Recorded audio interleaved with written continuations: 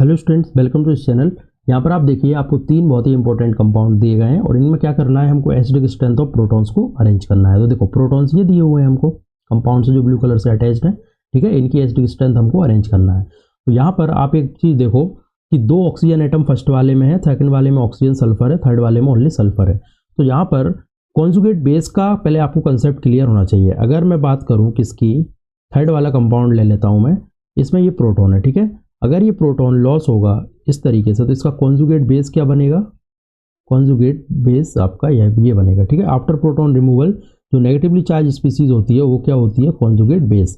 अब ये जितना ज़्यादा स्टेबल होगा एसिड उतनी ज़्यादा क्या होती है, स्ट्रॉन्ग होती है। ये आपको पता होना चाहिए कंसेप्ट। जितना ज़्यादा स्ट्रॉन्ग क्या होगा, स्टेबलाइज कॉन्जुगेट बेस होगा एसिड का, उतनी स्ट्रॉन्ग एसिड होगी। तो देखो यहाँ पर सल्फर है तो इसके पास क्या है, vacant D orbital, vacant D orbital होता है, ठीक है। वैकेंट डी ऑर्बिटल है तो वैकेंट डी ऑर्बिटल में क्या होता है, मोर स्टेबलाइजेशन होता है, ठीक है। इसकी हम डिटेल में बात फिर जब केमिकल बॉन्डिंग करेंगे पढ़ेंगे उसमें बात करेंगे, ठीक है। मोर स्टेबलाइजेशन होगा क्योंकि जो नेगेटिव चार्ज है ये यहाँ पर सल्फर के वैकेंट डी ऑर्बिटल में इस तरीके से कॉन्जुगेशन में रहता है। यहाँ पर नो वैकेंट डी ऑर्बिटल है क्योंकि ऑक्सीजन है, ऑक्सीजन के पास वैकेंट डी ऑर्बिटल नहीं होता, नो वैकेंट डी ऑर्बिटल, ठीक है। सो लेस स्टेबलाइजेशन, क्या होगा, लेस स्टेबलाइज होगा।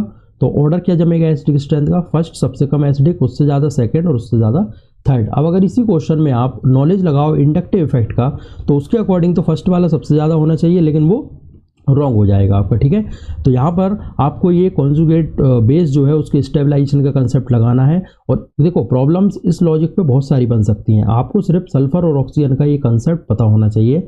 जब भी सल्फर या ऑक्सीजन के बगल में नेगेटिव चार्ज क्रिएट होगा तो सल्फर वाली स्पीसीज ज़्यादा स्टेबल मानी जाएगी क्योंकि वैकेंट डी ऑर्बिटल वाला कंसेप्ट यहाँ पे लगता है, ठीक है। आई होप ये वीडियो आपको पसंद आया होगा। Thanks for watching.